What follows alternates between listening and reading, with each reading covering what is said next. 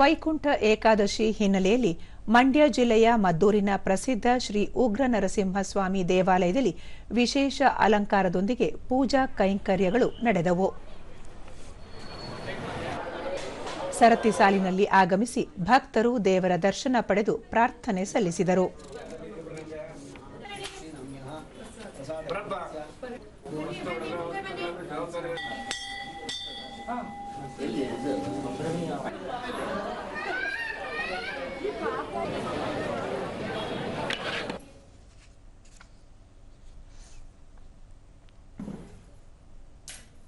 ಪ್ರತಿ ವರ್ಷನೂ ದೂರದರ್ಶನದೊಂದಿಗೆ ಅರ್ಚಕ ಪ್ರಶಾಂತ್ ಆಚಾರ್ಯ ವೈಕುಂಠ ಏಕಾದಶಿ ಪುಣ್ಯ ದಿನದ ಅಂಗವಾಗಿ ಸ್ವಾಮಿಗೆ ವರ್ಷಕ್ಕೊಮ್ಮೆ ಲಭಿಸುವ ವಿಜೃಂಭಣೆಯ ವಜ್ರಾಂಗಿ ಅಲಂಕಾರ ಮಾಡಲಾಗಿದೆ. ಸಾವಿರಾರು ಭಕ್ತರು ದೇವರ ದರ್ಶನ ಪಡೆದು ಪುನೀತರಾಗುತ್ತಿದ್ದಾರೆ ಎಂದರು. ಎಲ್ಲ ಭಕ್ತರಿಗೂ ಸ್ವರ್ಗದ ಬಾಗಿಲು ತೆಗೆದು ಪೂಜೆ ಮಾಡಿ ವೈಕುಂಠ ದ್ವಾರದಲ್ಲಿ ಪ್ರವೇಶ ಇರುತ್ತೆ. ಆ ದಿವಸನೂ ಸ್ವಾಮಿಯವರಿಗೆ ವಿಶೇಷವಾದ ಅಲಂಕಾರ, ಪೂಜೆ ಪುನಸ್ಕಾರಗಳೆಲ್ಲ ಇರುತ್ತೆ.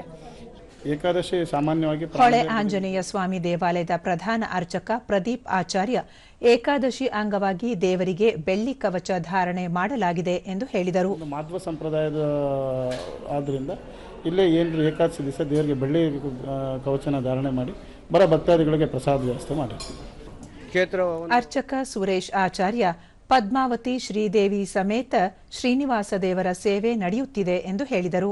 ನಿಮ್ಮ ವಾಹಿನಿಯ ಈ ನೋಡ್ತಕ್ಕಂಥ ಅಸಂಖ್ಯಾತ ಭಕ್ತರಿಗೆ ಈ ಮೂಲಕ ಒಳ್ಳೆಯದಾಗಲಿ ಅಂತ ಕೇಳ್ಕೊತಾ ಇದ್ದೀನಿ. ಸರ್ವೇ ಜನಾಃ ಸುಖಿನೋ ಭವಂತು. ನನ್ನ ಹೆಸರು ಸುರೇಶ್ ಆಚಾರ್ಯ ಅಂತ. ಇಲ್ಲಿ ಸಹಾಯಕ ಅರ್ಚಕರಾಗಿ ಸುಮಾರು ವರ್ಷಗಳಿಂದ ಮುಖ್ಯ ಪ್ರಾಣದೇವರ ವಾಕ್ಷಸ್ಥಳದಲ್ಲಿ ವರದಸ್ವಾಮಿ ದೇವಾಲಯದ ಅರ್ಚಕ ಶೇಷಾದ್ರಿ ಹೊಯ್ಸಳರ ಕಾಲದಲ್ಲಿ ನಿರ್ಮಾಣವಾದ ದೇವಾಲಯವು ಹಲವು ವಿಶೇಷತೆ ಹೊಂದಿರುವುದಾಗಿ ತಿಳಿಸಿದರು. ಮಾಡಿದ್ರೆ ಕಂಚಿ ವರದರಾಜರ ಸೇವೆ ಮಾಡಿದಷ್ಟೇ ಪುಣ್ಯ ಬರುತ್ತೆ ಅಂದ್ಬಿಟ್ಟು ಇತಿಹಾಸದಲ್ಲಿದೆ.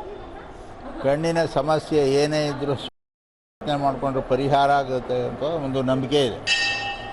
ಪ್ರತಿ ತಿಂಗಳು ಮೊದಲನೇ ಭಾನುವಾರ ಅಭಿಷೇಕ ನಡೆಯುತ್ತೆ ಸ್ವಾಮಿಗೆ. ಇವತ್ತು ಭಕ್ತರಾದ ಪ್ರಸನ್ನ ಪುರಾಣ ಪ್ರಸಿದ್ಧ ದೇವಾಲಯವು ಅತ್ಯಂತ ವಿಶಿಷ್ಟವಾಗಿದೆ ಎಂದು ಹೇಳಿದರು. ಇದು ಅನಾದಿ ಕಾಲದಿಂದ ಕೂಡ ನಡ್ಕೊಂಬಂದಿರುವಂಥದ್ದು. ಪುರಾಣ ಪ್ರಸಿದ್ಧವಾದಂಥ ಉಗ್ರ ನರಸಿಂಹ ಸ್ವಾಮಿ ಮದ್ದೂರಿನಲ್ಲಿ ಈ ಅರ್ಜುನಪುರಿ ಎಂಬ ಹಳೆಯ ಹೆಸರಿನಲ್ಲಿ ಇರುವಂತಹ ಈ ಊರಿನಲ್ಲಿ ನೆಲೆಸಿದ್ದಾರೆ.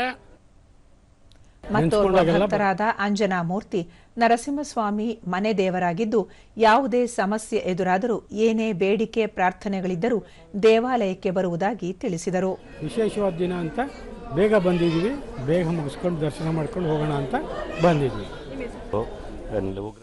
ಇನ್ನೋರ್ವ ಭಕ್ತರಾದ ಮನೋಹರ್ ವೈಕುಂಠ ಏಕಾದಶಿಯಂದು ನಾರಾಯಣನ ದರ್ಶನ ಮಾತ್ರದಿಂದ ಪುಣ್ಯ ಪ್ರಾಪ್ತಿಯಾಗುತ್ತದೆ. ಇಂದು ಸ್ವಾಮಿಯ ವೈಕುಂಠ ದ್ವಾರ ತೆರೆದಿರುತ್ತದೆ ಎಂಬ ನಂಬಿಕೆ ಭಕ್ತರದ್ದು ಎಂದು ಹೇಳಿದರು. ಪ್ರಾಮುಖ್ಯತೆಯಿಂದ ಪುರಾತನ ಕಾಲದಿಂದ ಬಂದಿದೆ. ಹಾಗಾಗಿ ನಾವು ನಮ್ಮ ಮನೆ ದೇವರು ನೋಡಕ್ಕೆ ಬೆಂಗಳೂರಿಂದ ಬಂದಿದ್ದೀವಿ.